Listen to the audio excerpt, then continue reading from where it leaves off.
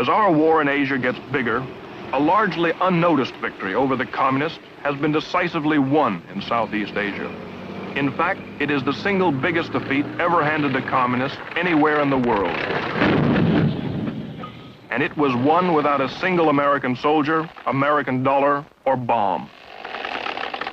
It happened here. On the map, it resembles an abstract painting. It is, in fact, a chain of 3,000 exotic and bountiful islands.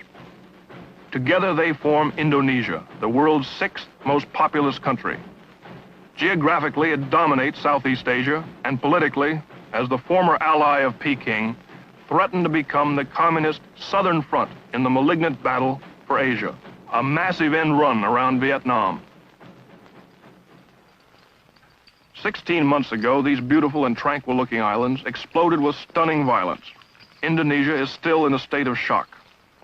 Without warning, Indonesia's 3 million communists tried to seize total control of the government by killing their opposition in a single night of assassination. This act, in turn, was revenged by the slaughter and arrest of 500,000 suspected communists. The terror and the trouble is by no means over. Indonesia's present turmoil, conflict, and power struggle is not altogether new. The Balinese kecak, a kind of Hindu passion play, illustrates vividly the complex and alien struggle going on today.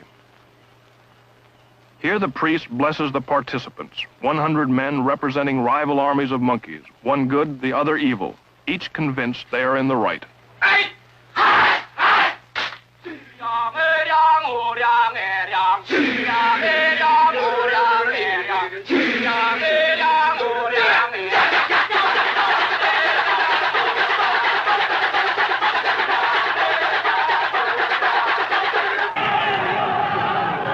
Today's real battle between the forces of good and evil rages in the streets.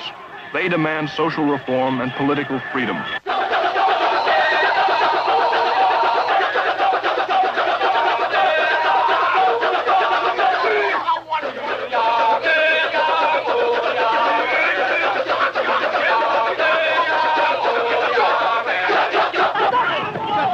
Their cry is not down with America or Yankee go home. What they are demanding, in effect, is down with the communists, Yankee come back.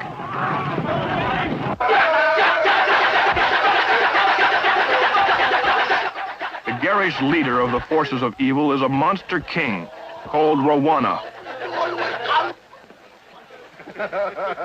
President Sukarno, with flamboyance and arrogance, led Indonesia to liberation in 1945 after 350 years of Dutch rule.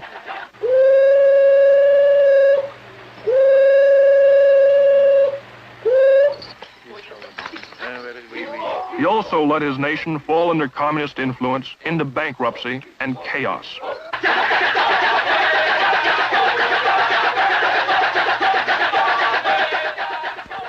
The good king, portrayed by a girl, is named Rama. Rama, with the help of his army, tries to save the country and destroy the evil forces of Rwana. Today it is General Suharto and his army that crushed the communist coup. It is Suharto that leads the effort to remove President Sukarno.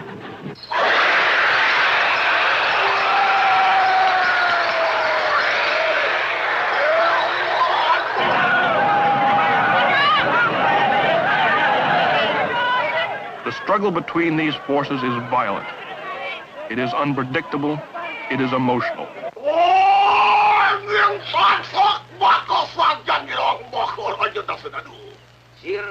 In Hindu mythology, we are told the battle can never be won because all good has some evil in it and all evil has some good.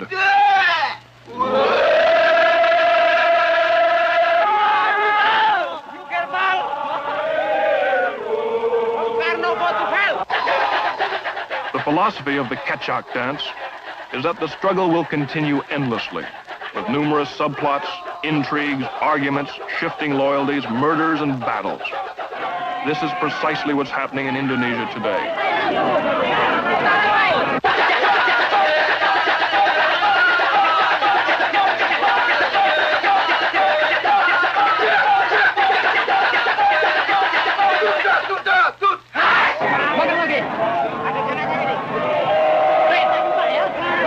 Tolong ya. Ayo.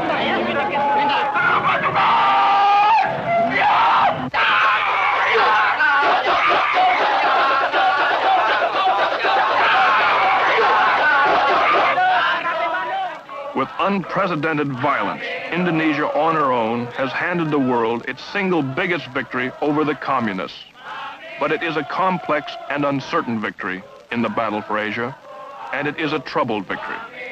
Ted Yates, NBC News, reporting.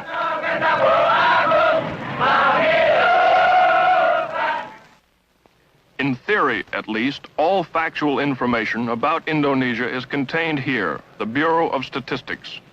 Before the United Nations was expelled 2 years ago, it spent about $1 million on such things as helping conduct a national census. But the census, like instruction on the Statistic Bureau itself, was never finished.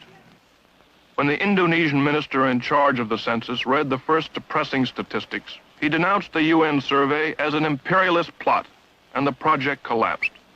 So virtually nothing is known about the world's sixth largest nation. They think their population is 109 million. They think they have something over 300 ethnic groups, 250 distinct languages, and a booming birth rate.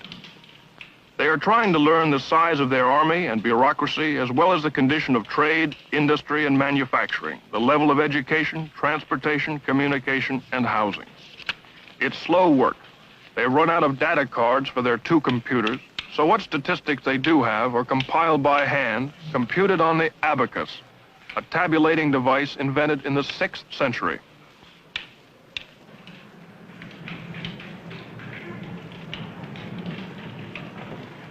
Vital as this job is, Indonesia's plight today is so far-reaching that the people hired to untangle the mess rarely come to work, and when they do, stay only half the day. Sanusi here is preparing to leave. After 33 years, he's now head of government agricultural statistics. His salary is $5 a month. With the galloping inflation, that supports his family of 8 for only 4 days.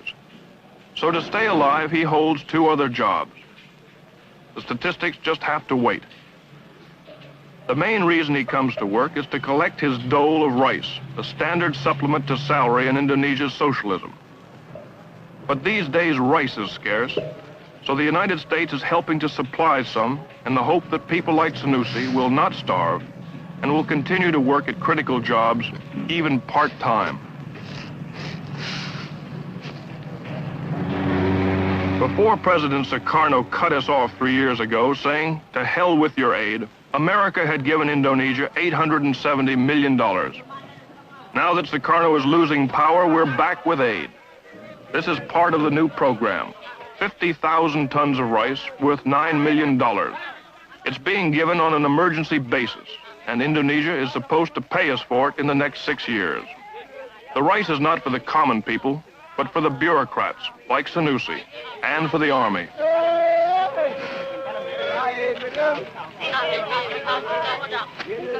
About 3% of the rice never reaches its destination.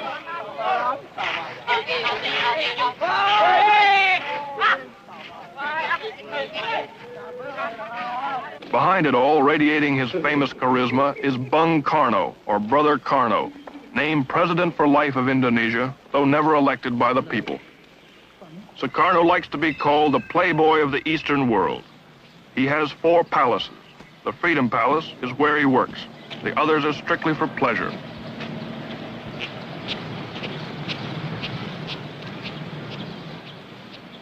Besides having the largest collection of nude art in Asia, he's a devout Muslim who's pilgrimaged to Mecca. But now he's at odds with his church. They claim he has too many wives, 6 instead of 4. But this is the least of his problems these days. The supreme farmer, the supreme Boy Scout, the supreme philanthropist, the supreme guardian of the justice, the supreme guardian of the Muslim faith, to mention a few of the titles he's conferred on himself, is being stripped of his power and implicated not only in the unsuccessful communist plot to seize Indonesia, but also for the economic ruin that strickens his country.